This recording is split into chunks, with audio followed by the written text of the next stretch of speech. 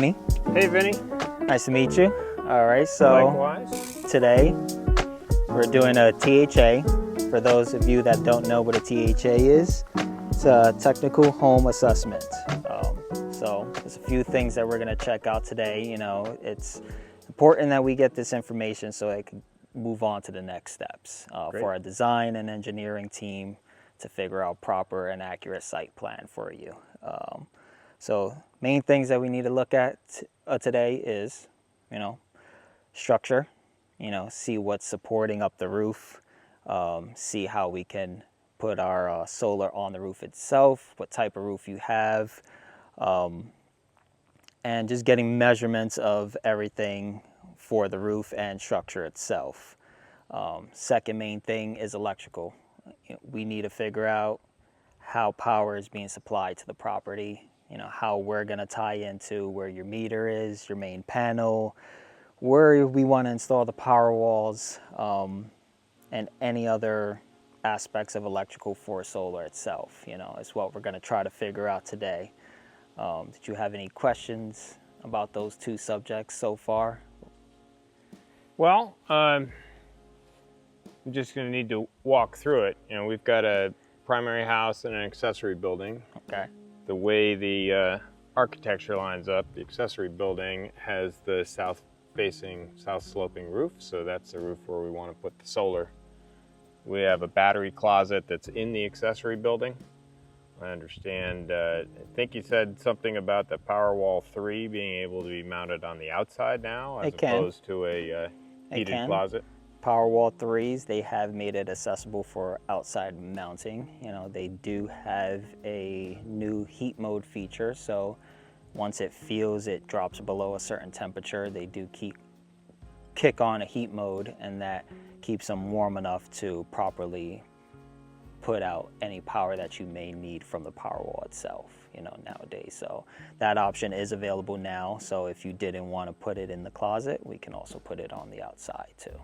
So one thing that I'm curious about, we want the battery to support critical loads in the house, but not the non-critical loads, so that it lasts longer in the event of a power outage.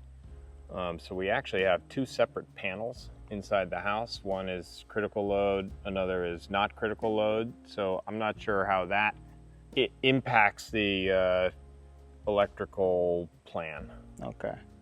Rick, if you want to help me on this, on when it comes to the gateway, for my understanding, I believe we're able to separate, you know, what he needs power to supply, you know, if he wants to just power the critical loads. Yes. And not, you know, the non-critical loads, he's able to push that power just to there, or just have it overall power everything. Yeah, there's, like you said, there's two ways to do that now with the Powerwall 3.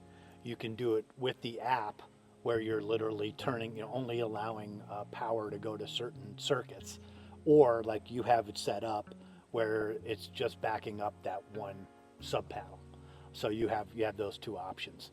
Either way, so you can back up everything and then control, but that means you need to know that the power's out, right?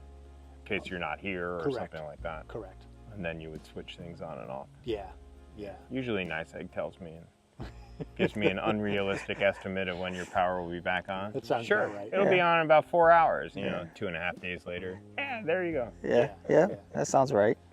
And then another question, do you need the battery set up very close to the panels? Because you know, I don't understand that the battery needs to be less than 100 feet from the meter. The meter. So I don't think you have So a problem it needs here. to be closer to the meter than it needs to be to the panels. Okay. Yeah. And then the way it works though is the panels will feed the battery first at times when the grid is on, and then when the battery is full, it will go into the grid, and I believe, meanwhile my house is generally being served by the grid unless it goes down and then the battery kicks in. Correct. And correct me if I'm wrong, if you know, Ben. If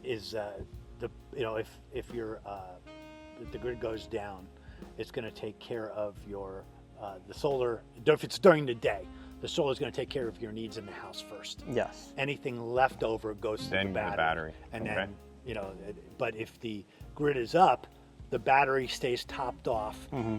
Everything goes to take care of your house, and whatever's left over, then it goes and turns the meter backwards and sends it back into the grid. Okay, so it actually hits the house first, and then leftover goes Yes. out to Yeah. the. Yes. So the amount of power that's turning the meter backwards, that is your overproduction, if you will, that you'll be pulling back in later when the sun goes down. Right. Yeah. Excellent. Well, I think that's the extent of my questions for the moment. Oh. Let me know how I can help you here and Yeah, absolutely. get the thing lined up.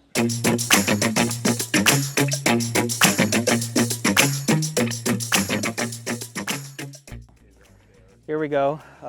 So right here, you can see on this side, we have the meter to the property. Some lots we should let them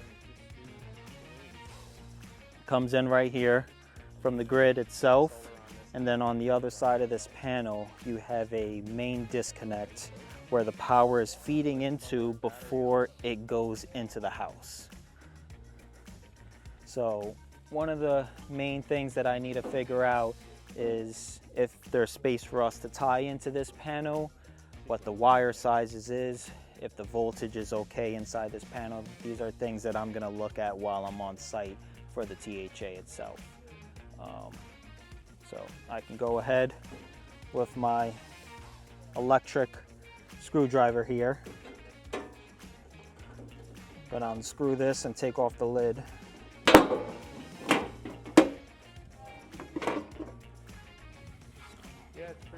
So now we can clearly see in here that there's plenty of breaker space if we need.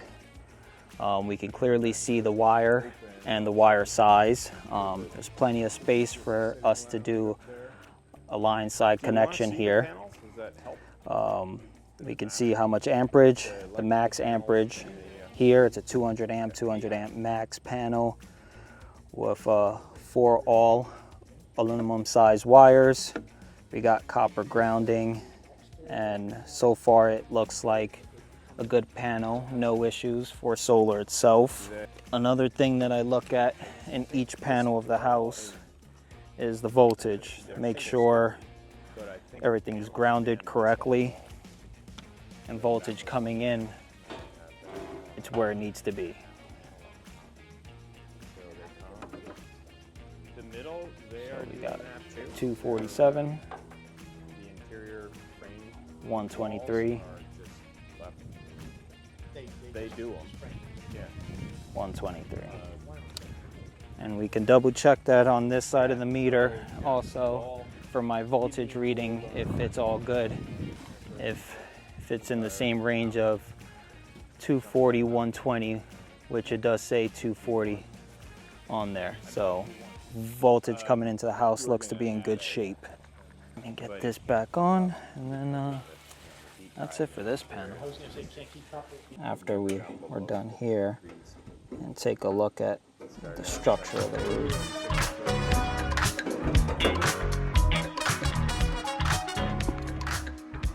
I see you found our panel out here. I found it. You might have found the battery closet as well. I did not find that yet. But That was going to be my next question of, here it is, and Okay. yes, the snow tires won't live there. And we'll even have it cleaned out for you by the time you come to install the battery. I'm sure our engineer, he'll have a big box around it, items that need to get removed. I tend to see that a lot, right? Shelf need to get removed, plants need to get removed. But yes, okay, so Well, that will not shock me when you get Powerwall from closet. your engineer. Let's take a look upstairs now. Is there any access to see any kind of roof support, or is it finished? It's mostly, well, it's finished. but Okay. Pretty sure we have the blueprints also. Okay, awesome. You can come take a look.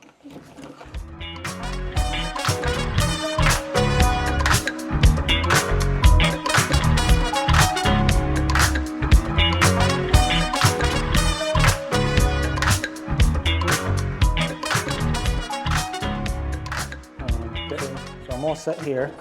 Yeah. Got my pictures, measurements, and then the prints are on hand, so that's more than enough. Just having the blueprints helps our engineer, you know, with all the measurements. And the drone itself does a lot also, so. Okay. But typically for this structure and this property and this job, everything looks to be in good shape. So what happens next is this information goes off to our engineer and design team.